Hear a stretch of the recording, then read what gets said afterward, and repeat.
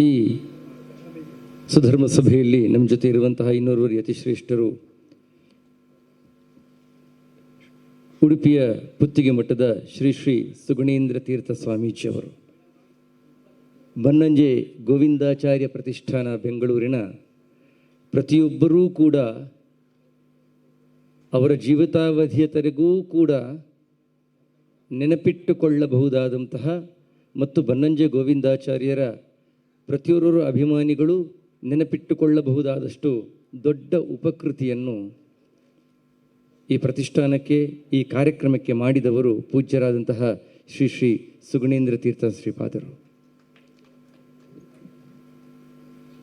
ಉದ್ಘಾಟನೆ ಮಾಡುವ ಸಂದರ್ಭದಲ್ಲಿ, ಅಂದರೆ ಈ ಕಾರ್ಯಕ್ರಮಗಳು ಇವತ್ತಿನ ಕಾರ್ಯಕ್ರಮ ಅಲ್ಲ, ಈ ಕಾರ್ಯಕ್ರಮ ಉದ್ಘಾಟನೆ ಆಗುವಾಗ ಉಡುಪಿಯ ಕೃಷ್ಣ ಪ್ರಸಾದದ ರೀತಿಯಲ್ಲಿ ಕಡೆಗೋಲುಗಳನ್ನು ನೀಡಿ ಆ ಮೂಲಕವಾಗಿ ಮತಿಸುತ್ತಾ ಇರಲಿ ಈ ಜ್ಞಾನ, ತನ್ಮೂಲಕವಾಗಿ ಜ್ಞಾನ ಹರಿಯುತ್ತಾ ಇರಲಿ ಎನ್ನುವಂತಹ ಸಂದೇಶವನ್ನು ಕೊಟ್ಟು, ಅಲ್ಲಿಂದ ವಿದೇಶಗಳಲ್ಲಿ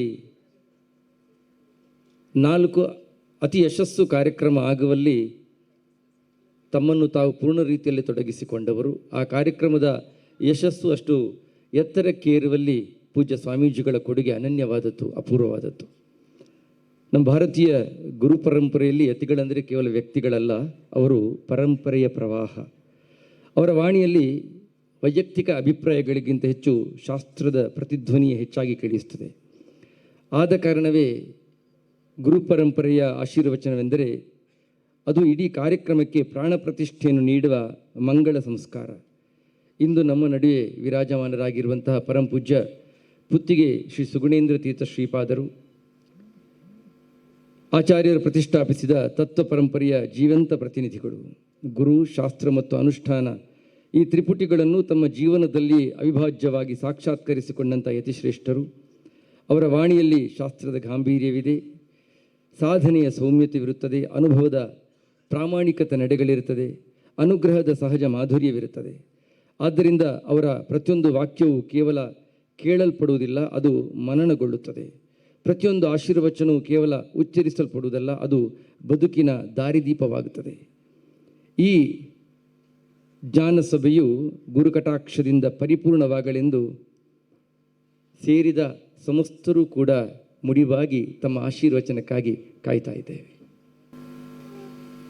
ಕೃಷ್ಣಾಯ ವಾಸುದೇವಾಯ ಹರಯೇ ಪರಮಾತ್ಮನೇ ಪ್ರಣತಕ್ಲೇಶನಾಶಾಯ ಗೋವಿಂದಾಯ ನಮೋ ನಮಃ. ವ್ಯಾಸಾಯ ಭವನಾಶಾಯ ಶ್ರೀಶಾಯ ಗುಣರಾಶಯೇ ಹೃದಯಾಯ ಶುದ್ಧವಿದ್ಯಾಯ ಮಧ್ವಾಯ ಚ ನಮೋ ನಮಃ. ಪ್ರಥಮೋ ಹನುಮನ್ನಾಮ ದ್ವಿತೀಯೋ ಭೀಮ ಏವ ಚ ಪೂರ್ಣಪ್ರಜ್ಞಃ ತೃತೀಯಸ್ತು ಭಗವತ್ಕಾರ್ಯಸಾಧಕಃ. ಬುದ್ಧಿರ್ಬಲಂ ಯಶೋಧೈರ್ಯಂ ನಿರ್ಭಯತ್ವಂ ಅರೋಗತಾ ಅಜಾಡ್ಯಂ ವಾಕ್ಪಟುತ್ವಂಚ ಹನುಮಸ್ಮರಣಾತ್ ಭವೇತ್. ಆಪಾದಮೌಲಿಪರ್ಯಂತಂ ಗುರುಣಾಂ ಆಕೃತಿಂ ಸ್ಮರೇತ್ ತೇನ ವಿಘ್ನಾಃ ಪ್ರಣಶ್ಯಂತಿ ಸಿದ್ಧ್ಯಂತಿ ಚ ಮನೋರಥಾಃ. ಶ್ರೀ ಗುರುಭ್ಯೋ ನಮಃ. ಬನ್ನಂಜೆ 90ರ ಪ್ರಯುಕ್ತ ವಿಶ್ವನಮನ ಕಾರ್ಯಕ್ರಮದ ಈ ಒಂದು ಅವಭೃತ ಸ್ನಾನದಲ್ಲಿ, ಜ್ಞಾನ ಸ್ನಾನದಲ್ಲಿ ನಾವೆಲ್ಲರೂ ಕೂಡ ಇವತ್ತು ಮುಳುಗಿ ಧನ್ಯತೆಯನ್ನು, ಉಲ್ಲಾಸವನ್ನು ಅನುಭವಿಸ್ತಾ ಇದ್ದೇವೆ. ಇದೊಂದು ಸನ್ಮಾನಗಳಲ್ಲಿ ಸನ್ಮಾನ್ಯವಾದಂತಹ ಒಂದು ಸನ್ಮಾನ. ಅನೇಕ ಸನ್ಮಾನಗಳನ್ನು ನಾವು ನೋಡುತ್ತೇವೆ. ಅನೇಕ ಅಯೋಗ್ಯರಿಗೆ ಸನ್ಮಾನವಾಗುವುದೇ ಜಾಸ್ತಿ. ಅಂತಹ ಒಂದು ಪ್ರಸಂಗದಲ್ಲಿ ಒಬ್ಬ ವಿದ್ವಾಂಸರಿಗೆ, ಒಬ್ಬ ಶ್ರೇಷ್ಠ ಸಾಧಕರಿಗೆ, ಒಬ್ಬ ಸತ್ಯ ಶೋಧಕರಿಗೆ ಸನ್ಮಾನ ನಡೀತಾ ಇದೆ ಅಂದರೆ ಇದಕ್ಕಿಂತ ಶ್ರೇಷ್ಠವಾದಂತಹ ಒಂದು ಸನ್ಮಾನ ನೋಡಲಿಕ್ಕೆ ಬಹಳ ಅಪರೂಪವಾಗಬಹುದು. ಬನ್ನಂಜೆಯವರಿಗೆ ಅವರೇನು ರಾಜಕೀಯ ವ್ಯಕ್ತಿಗಳಲ್ಲ, ಉದ್ದಿಮೆದಾರರಲ್ಲ, ದಾನಿಗಳಲ್ಲ. ಆದರೆ ಎಲ್ಲ ಜಿಜ್ಞಾಸು ಪ್ರಪಂಚಕ್ಕೆ ದಾರಿ ತೋರಿಸಿದವರು, ಮಾರ್ಗದರ್ಶನ ಮಾಡಿದವರು. ಅಂಥವರ ಗುರುತಿಸುವಿಕೆ, ಅಂಥವರ ಒಂದು ಸನ್ಮಾನ ಅದು ಇಡೀ ಸಮಾಜಕ್ಕೆ ಸಂದಂತಹ ಸನ್ಮಾನ, ಜಿಜ್ಞಾಸು ಪ್ರಪಂಚಕ್ಕೆ ಸಂದಂತಹ ಸನ್ಮಾನ ಎಂಬುದಾಗಿ ನಾವು ಭಾವಿಸ್ತಾ ಇದ್ದೇವೆ. ಅದು ಕೂಡ ಅತ್ಯಂತ ಔಚಿತ್ಯಪೂರ್ಣವಾದಂತಹ ರೀತಿಯಲ್ಲಿ ಈ ಒಂದು ವಿಶ್ವ ನಮನ ಕಾರ್ಯಕ್ರಮ ನಡೆದಿದೆ. ಹೇಗೆ ವೀರೋಚಿತವೋ ಹಾಗೆ ಜ್ಞಾನೋಚಿತವಾದಂತಹ ಒಂದು ಸನ್ಮಾನ ಈ ವಿಶ್ವ ನಮನ ಕಾರ್ಯಕ್ರಮ ಎಂಬುದಾಗಿ ನಾವು ಭಾವಿಸ್ತಾ ಇದ್ದೇವೆ. ಇಡೀ ಜಗತ್ತಿನಲ್ಲಿ ಎಲ್ಲರ ಒಂದು ಗೌರವವನ್ನು ಕ್ರೋಢೀಕರಿಸಿ ಕೊನೆಗೆ ಅದನ್ನು ಶ್ರೀಕೃಷ್ಣಾರ್ಪಣ ಮಾಡತಕ್ಕಂತಹ ಈ ಒಂದು ಕಾರ್ಯಕ್ರಮ ಇದೊಂದು ಅಶ್ವಮೇಧ ಯಾಗ ಎಂಬುದಾಗಿ ನಾವು ಭಾವಿಸ್ಬೋದು. ಎಲ್ಲ ಕಡೆಗೆ ಜ್ಞಾನ ಕುದುರೆಯನ್ನು ನಾವು ಸಂಚಾರ ಮಾಡಿಸಿ ಕೊನೆಗೆ ಅಶ್ವಮೇಧ ಯಾಗವನ್ನು ಹೇಗೆ ಮಾಡ್ತೇವೆಯೋ ಹಾಗೆ ಇದು ಜ್ಞಾನಾಶ್ವಮೇಧ ಯಾಗ ಎಂಬುದಾಗಿ ನಾವು ಭಾವಿಸ್ತಾ ಇದ್ದೇವೆ. ಅಂತಹ ಒಂದು ವಿಶಿಷ್ಟವಾದಂತಹ ಮತ್ತು ಅತ್ಯಂತ ಯೋಗ್ಯವಾದ ಈ ಕಾರ್ಯಕ್ರಮವನ್ನು ಆಯೋಜಿಸಿದ ಎಲ್ಲ ಸಂಘಟಕರಿಗೂ ಕೂಡ ನಾವು ಈ ಸಂದರ್ಭದಲ್ಲಿ ಅಭಿನಂದನೆಯನ್ನು ಸಲ್ಲಿಸ್ತಾ ಇದ್ದೇವೆ. ಅದು ಕೂಡ ಈ ಮುಕುಟಪ್ರಾಯವಾದಂತಹ ಕಾರ್ಯಕ್ರಮ ಬನ್ನಂಜೆಯವರ ಹಾಡಿನ ರೂಪದಲ್ಲಿ ನಡೆದಿದೆ. ಶ್ರೀಮಧ್ವಾಚಾರ್ಯರು ಮಾಡಿದಂತಹ ಈ ದ್ವಾದಶ ಸ್ತೋತ್ರದ ವಿಶ್ವಸ್ಥಿತಿ ಪ್ರಳಯ ಸರ್ಗ ಮಹಾವಿಭೂತಿ ವೃತ್ತಿಪ್ರಕಾಶ ನಿಯಮಾವೃತಿಬಂಧ ಮೋಕ್ಷಾ ಯಸ್ಯಾಹ ಅಪಾಂಗಲವ ಮಾತ್ರತ ಊರ್ಜಿತಾ ಸಾ ಶ್ರೀಹಿ ಯತ್ಕಟಾಕ್ಷ ಬಲವತಿ ಅಜಿತಂ ನಮಾಮಿ ಎಂಬಂತಹ ಈ ಆಚಾರ್ಯರ ಸಂದೇಶವನ್ನು ಬನ್ನಂಜೆಯವರು ಜಗದ ಇರವು ಎಂಬುದಾಗಿ ಬಹಳ ಸುಂದರವಾಗಿ ಏನು ಅನುವಾದ ಮಾಡಿದ್ದಾರೆ. ಆ ಅನುವಾದಕ್ಕೆ ಅನುಗುಣವಾಗಿ ಇವತ್ತು ಸನ್ಮಾನ ಕಾರ್ಯಕ್ರಮ ನಡೆದಿದೆ. ಆಚಾರ್ಯರು ಹೇಳ್ತಾರೆ, ಬ್ರಹ್ಮ, ರುದ್ರ, ಇಂದ್ರ ಮೊದಲಾದ ಎಲ್ಲ ದೇವತೆಗಳ ಗಣವು ಯಾರ ಕೃಪಾ ಕಟಾಕ್ಷದಿಂದ ಅದು ಪ್ರವೃತ್ತಿಯನ್ನು ಮೆರೀತಾ ಇದೆಯೋ ಅಂತಹ ನಾರಾಯಣನಿಗೆ ನಮನ ಎಂಬುದಾಗಿ ಆಚಾರ್ಯರು ಏನು ಹೇಳಿದರು, ಬನ್ನಂಜೆಯವರು ಏನು ಅನುವಾದ ಮಾಡಿದರು ಅದಕ್ಕೆ ಅನುಗುಣವಾದ ಸನ್ಮಾನ ಕಾರ್ಯಕ್ರಮ ಇವತ್ತು ನಡೀತಾ ಇದೆ.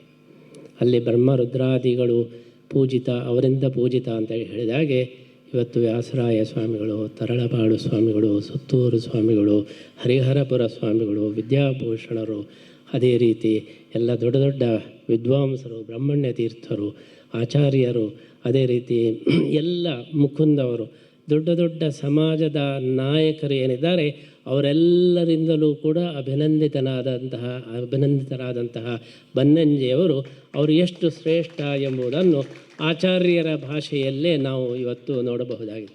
ಆ ರೀತಿ ಸಾಮಾನ್ಯವಾಗಿ ಈ ಸನ್ಮಾನಕ್ಕೆ ಯಾರಾದರೂ ಬರಬೇಕಾದ್ರೆ ಅವರಿಗೆ ಹೃದಯದಲ್ಲಿ ಅಭಿನಂದನೆ ಇದ್ದರೆ ಮಾತ್ರ ಬರ್ತಾರೆ.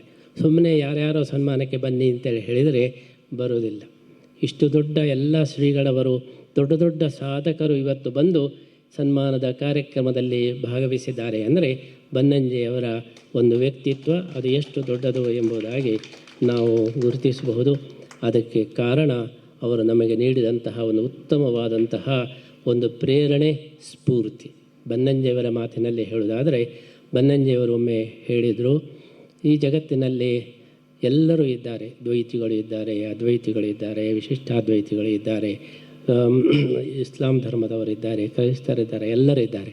ಆದರೆ ಜಿಜ್ಞಾಸುಗಳ ಕೊರತೆ ಇದೆ. ಜಿಜ್ಞಾಸುಗಳ ಒಂದು ಪಂಥ ಇವತ್ತು ನಮಗೆ ಬೇಕಾದದ್ದು. ಎಲ್ಲರೂ ಕೂಡ ನಿಜವಾದ ಜಿಜ್ಞಾಸುಗಳಾದರೆ ಈ ಜಗತ್ತಿನಲ್ಲಿ ಎಂದೂ ಕೂಡ ಅಶಾಂತಿ ಇರಲಿಕ್ಕೆ ಸಾಧ್ಯ ಇಲ್ಲ. ಆದ್ದರಿಂದ ಶುದ್ಧ ಜಿಜ್ಞಾಸುಗಳ ಒಂದು ಪಂಥ ಬೇಕು ಎಂಬುದಾಗಿ ಬನ್ನಂಜೆಯವರು ಏನು ಒಂದು ಸತ್ಯ ಶೋಧಕರ ಒಂದು ಪಂಥ ಇವತ್ತು ಬೇಕು ಎಂಬುದಾಗಿ ಅವರು ಏನು ಹೇಳಿದ್ದಾರೆ, ಅಂತಹ ಸ್ಫೂರ್ತಿಯನ್ನು ಪ್ರತಿಯೊಬ್ಬರೂ ಕೂಡ ಅವರು ಏನೇ ಆಗಿದ್ದರೂ ಕೂಡ ಮೂಲತಃ ಅವರು ಸತ್ಯ ಶೋಧಕರಾಗಿರಬೇಕು, ಮೂಲತಃ ಅವರು ಜಿಜ್ಞಾಸುಗಳಾಗಿರಬೇಕು, ಮೂಲತಃ ಅವರು ವಸ್ತುನಿಷ್ಠರಾಗಿರಬೇಕು, ಮೂಲತಃ ಅವರು ಜಿಜ್ಞಾಸುಗಳಾಗಿ ಮೀಮಾಂಸೆಗಳಾಗಿ ಇರಬೇಕು ಎಂಬಂತಹ ಬನ್ನಂಜೆಯವರ ಮಾತು ಅದು ಅಜರಾಮರವಾದದ್ದು, ಅತ್ಯಂತ ಸತ್ಯವಾದದ್ದು. ಇವತ್ತು ನಮಗೆ ಬೇಕಾದದ್ದು ಯಾವುದೇ ಒಂದು ಧಾರ್ಮಿಕ ಪಂಥವನ್ನು ಅನುಸರಿಸುವವರೆಲ್ಲ ಶುದ್ಧ ಜಿಜ್ಞಾಸುಗಳ ಪರಂಪರೆ ಇವತ್ತು ಅತ್ಯಂತ ಮುಖ್ಯವಾದದ್ದು. ಯಾವುದೇ ಒಂದು ಧರ್ಮವನ್ನು ಪಂಥವನ್ನು ಅನುಸರಿಸಲಿ ಅಂತಹ ಒಂದು ಶುದ್ಧ ಜಿಜ್ಞಾಸುಗಳಾಗಿ ನಾವು ಆ ಪಂಥವನ್ನು ಅನುಸರಿಸಬೇಕು ಹೊರತು ಕೇವಲ ಆಗ್ರಹ ಪೂರ್ವಕವಾಗಿ ನಾವು ಯಾವುದೇ ಒಂದು ಪಂಥವನ್ನು ಅನುಸರಿಸಬಾರದು ಎಂಬುದಾಗಿ ಅವರು ಏನು ಮಾತು ಹೇಳಿದ್ದಾರೆ ಇದು ಎಲ್ಲ ಕಾಲದಲ್ಲಿಯೂ ಕೂಡ ಒಂದು ಸ್ಫೂರ್ತಿಯನ್ನು ಕೊಡತಕ್ಕದ್ದು. ಇಂತಹ ಒಂದು ಮಾತಿನ ಒಂದು ಸ್ಫೂರ್ತಿಯಿಂದ ಎಲ್ಲ ಧರ್ಮಗಳು ಕೂಡ ಉಳಿಯಲಿಕ್ಕೆ ಸಾಧ್ಯ. ಅಂತಹ ಒಂದು ವಿಶೇಷವಾದಂತಹ ಒಂದು ಸ್ಫೂರ್ತಿಯನ್ನು ಪ್ರೇರಣೆಯನ್ನು ಕೊಟ್ಟವರು ಬನ್ನಂಜೆ ಗೋವಿಂದಾಚಾರ್ಯರು. ಅವರು ಹೇಳಿದಂಥ ಮತ್ತೊಂದು ಮಾತು, ನಾನು ಮಾಧ್ವ ರಕ್ತದಿಂದ ಅಲ್ಲ, ನಾನು ಅನುರಕ್ತನಾಗಿ ಮಾಧ್ವನಾಗಿದ್ದೇನೆ.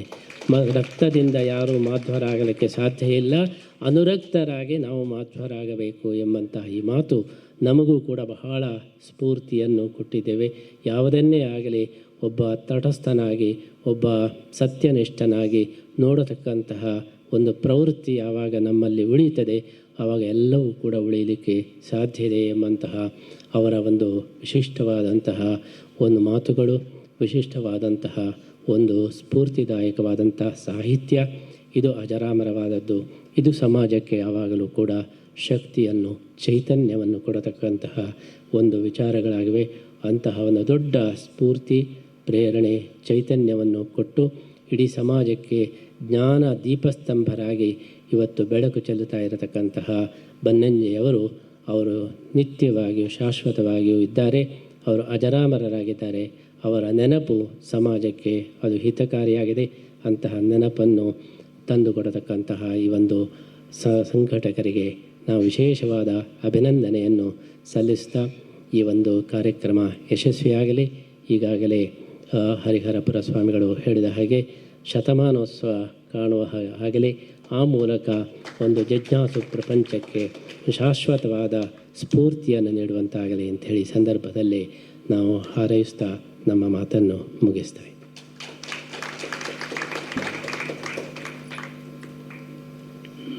ಹಲವು ವಿಚಾರಗಳ ಪುಣ್ಯ ಸ್ರೋತವಾಗಿ ಪರಮಪೂಜ್ಯರ ಆಶೀರ್ವಚನ ಜೀವನಕ್ಕೆ ಮಂಗಲ ಪ್ರೇರಣೆಯನ್ನು, ಅವರ ಅನುಗ್ರಹ ಕಟಾಕ್ಷ ಆತ್ಮೋನ್ನತಿಯ ಅಮೃತ ಸೋಪಾನವನ್ನು ಪ್ರಸಾದಿಸುತ್ತದೆ. ಅವರ ಪ್ರೇರಣಾದಾಯಿ ಪ್ರಖರ ಪ್ರೀತಿ ತುಂಬಿದ ನುಡಿಗಳಿಗೆ ನತಿಶತಗಳನ್ನು ಸಮರ್ಪಣೆ ಮಾಡುತ್ತಿದ್ದೇನೆ.